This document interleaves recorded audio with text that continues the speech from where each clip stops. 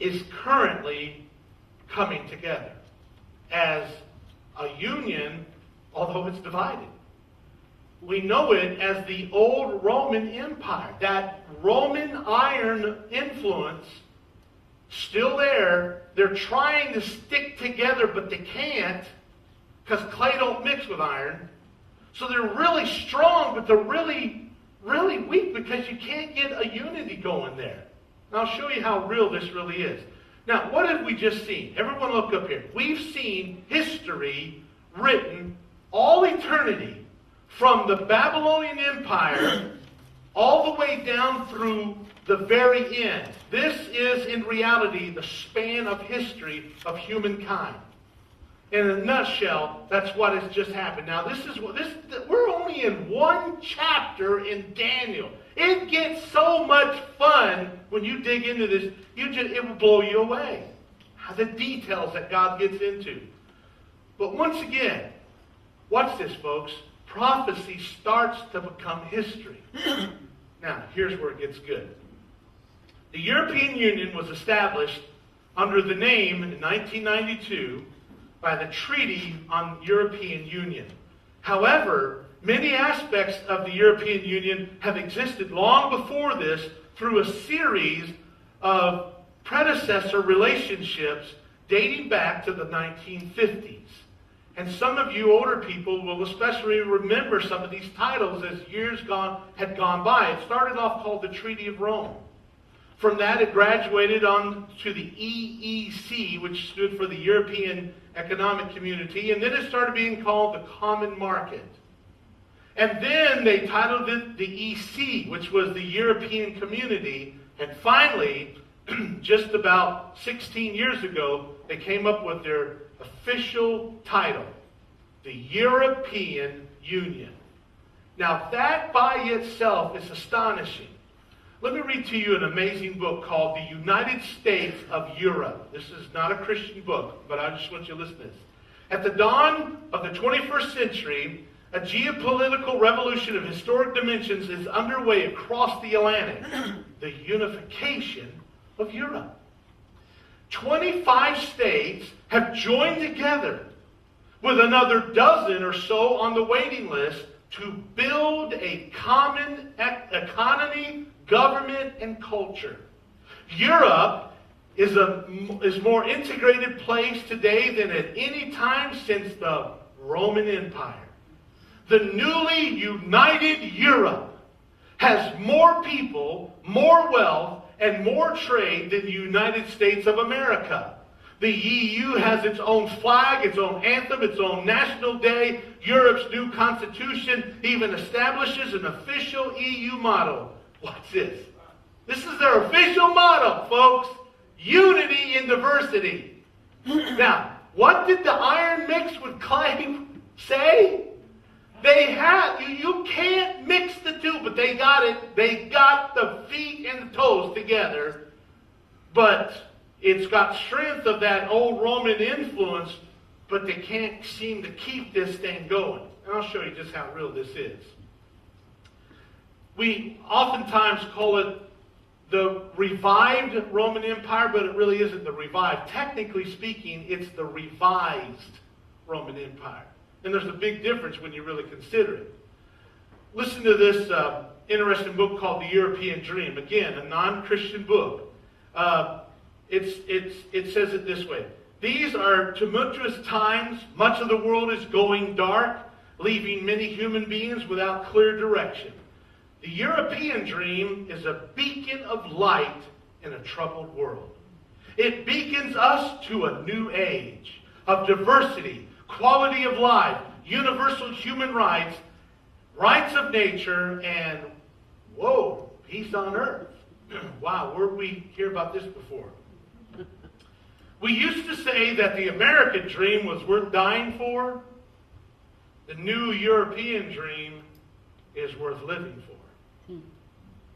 Now, let me just stop and say, I don't know if you've kind of caught it with those two books we just read. Both of them are kind of looking down on us Americans. Did you know, according to the Bible, that was going to happen? Everybody thought America's the superpower, the center of the world, we got it all. Listen, That's not what the Bible says. The Bible says that Europe will be the superpower in the last days.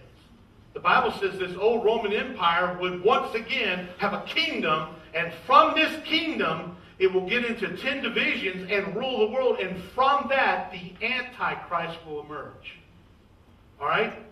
Now, it's called the kingdom of iron and clay. Now, I'm going to show you how bizarre this is.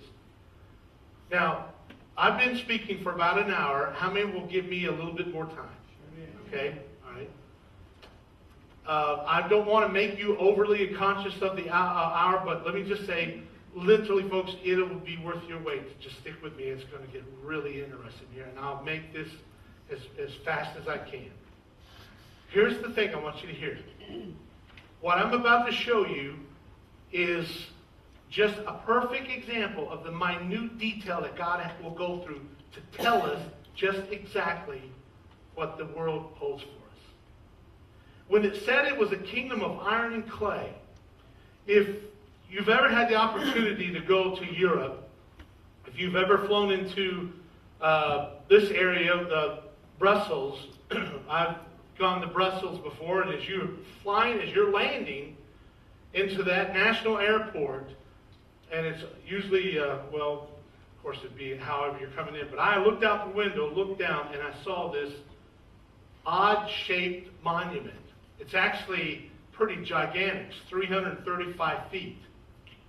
When you look at that, you think, that's kind of a weird-looking thing.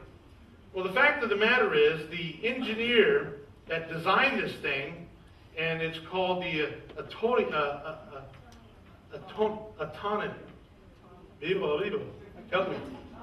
atomium, that's it. Because it's atom with an I-U-M on the end, okay? So atomium, what he said. This guy designed this. Now listen to this. Everybody listen to this.